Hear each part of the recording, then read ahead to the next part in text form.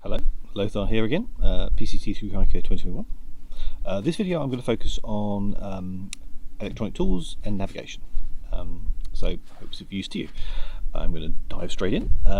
For electronics and navigation, one of the obvious things that everyone will have is a phone. This is an iPhone. Now on these devices you download, or you may want to download certain types of apps. There's Guthooks, which is, I think, has been renamed Far Out this season.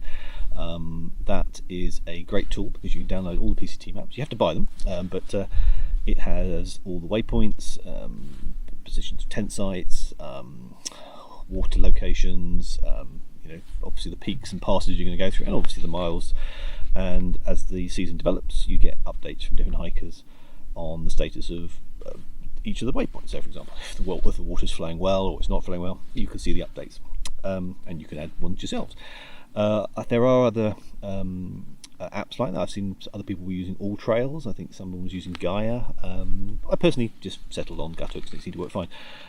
If you are going to do it, make sure you download the maps before you start hiking.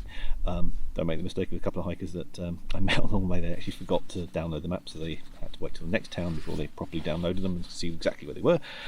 When you combine that with the GPS function, it's great because if, for example, you're in a situation where you've lost the trails, and particularly in snowy conditions where if the trails are just completely covered in snow, you know roughly where you want to go, but you can't actually see the trail, and if it's switched back, going backwards and forwards, you can call up Guthooks, you can call up GPS, see the location, and find out where you are, and then just navigate yourself back to the trail. These technically don't replace the traditional old school of map and compass like this. So I grew up in Europe. I did lots of navigation competitions and orienteering competitions using things like this, high resolution maps. In practice on the PCT, the trail is so well marked, and the combination of iPhone and other tools which I'll talk about, I never use this. I didn't. Should I have carried it all the time? I carried it at a certain time, but I didn't really need it. Should you have it as a backup? I think being familiar with compasses and knowing how to read a map is obviously a skill you should have going through a hike like this. But it's a personal choice whether or not you take one of these, or I took my iPhone. I took an InReach, which I'll talk about in a minute. Did I carry some paper maps? I did at the start, but I elected not to carry the paper maps. Now, arguably, you should carry paper maps. Now, that is actually a bit of a bugbear this season because when I was doing section hiking, I used to use the half-mile trail maps, and they were free, available online, very high resolution, great, and they worked well. And I used to play with the compass and got familiar with it. Now it seems that the half-mile maps are no longer available, and the process has been taken up by National Geographic, and they produce commercial booklets of maps. I think from what I saw, they were actually lower resolution, so they're actually less useful for navigation. They're more, again, coming from a European perspective, they were more cosmetic. You wouldn't do any serious navigation with them. Where the half-mile maps were good quality, and it's a shame that they've now been replaced by the National Geographic ones, and also the fact you have to buy the National Geographic ones. Anyway, I will just pause there for a moment. I've got a helicopter about to come past me, so I'll pick up just when my flying friend has gone past. Okay, helicopter's gone past, so hopefully you can hear me now. Aside from the apps you might use on your phone and map and compass, the other navigation tool that you'll commonly see, or at least as backup, is something like this. This is a Garmin InReach Explorer Plus. This is the old version. This is a standalone GPS system. Has a full screen here, and you can download maps in the same way as you would use an app. This is a separate, totally independent device, and you can also send text messages if you pay the subscription fee. I think I pay $14 a month for a certain number of messages and track points. And you have to download the maps. You have to download the PCT maps for this as well, so it's additional cost. But this worked very, very well. It was nice to have as a backup. Also allows me to send messages and track points to family and friends each and every day. It also has a SOS function here, so if you get really stuck, you press that button, and then you go through a process where you communicate with a rescue centre There is a mini version of this. Now the mini version is about this sort of size. Now that it takes away the fancy screen and it's more simplistic buttons. It's harder to send a message because it's a bit more fiddly. And the mini, actually what they do is you can actually pair it with your iPhone or Android via Bluetooth. And so what you can do is you can compile your messages on this and then send it via the mini device. I prefer this device because it's standalone. I prefer it because I can actually send messages easily. So if anything happened to my phone, again, I've got a backup. So I actually had a button compass and if I got slightly disorientated in mist or fog or something like that, I didn't carry this. I had my phone, gut hooks, and I had this with the GPS maps as well. So I kind of had redundancy. That was my approach. So, other electronic devices. Well, I had things. This is a head torch. This is a rechargeable head torch via a micro USB port. It's a Nightcore NU25, recommended by Darwin. I tried this on trail for night hiking at various times. Worked fine. Worked fine for me. We've got a good number of hours hiking without too many problems on a full charge.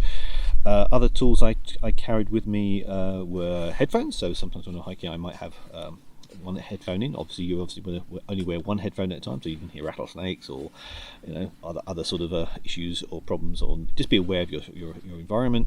I like these particular ones. They're by Anchor. They have these little loops that you can hook onto your ears. I have funny ears and earbuds tend to pop out, so I didn't like those. Very happy with these. These gave me a good day and a half, 2 days full charge, chargeable by micro USB. So very happy with those. Now, with all these electronic devices, you're obviously going to be going through some remote sections where you have to recharge them. So one of the common things you saw on trail, or I saw on trail, and I carried, were things like this. This is a Anchor 10,000 milliamp hour battery pack. This has a USB port that you use to use a USB cable like this to charge your devices, and it has a micro USB to recharge the battery pack. After I finished, I also saw a video by Darwin on the trail, and he was recommending this Nightcore NB10000. This is a carbon fiber version, just slightly lighter. Has the same USB ports but a micro, I think it's C, basically symmetric connector to recharge it, and a low power mode button, which is quite nice. It basically means that this device can actually detect very low power devices, because some battery packs you'll connect up something like a very small set of headphones that has a low power requirement, and maybe the battery pack can't detect it, but this has a particular low power mode that you can press it and it switches into low power mode and recharge low power devices. Obviously with these devices you want to have cables. Now make sure, I'm saying the obvious, you have not only cables that can recharge, but also if you want to synchronize to a laptop or something, or via down into your iPhone, that the synchronized data synchronization cables as well. Now most of the modern ones are now, but I think very early on you had to pay extra for a cable that had both the synchronization capability and the power. So just test your cables, do they do what you want before you go on trail. So the next thing is, when you get into town, you ultimately want to recharge your devices, but obviously you want to also recharge your battery pack. Now this is where the issue of fast charging comes in. Now most of the modern phones have fast charging capability, so if I plug that into a socket via, say, one of these, is an Anchor fast charging little IQ device. If I plug this in town, I could use this via a cable to fast charge my phone, and it just so happens that this Anchor battery pack has the same fast charging capability, so I can use this to fast charge my phone. What it doesn't mean is that this itself you can fast charge, so you can't plug this into a wall socket and fast charge the battery pack. So I'm still on the lookout for a battery pack that I can not have to wait 4, 5, 6 hours in town to charge this guy up.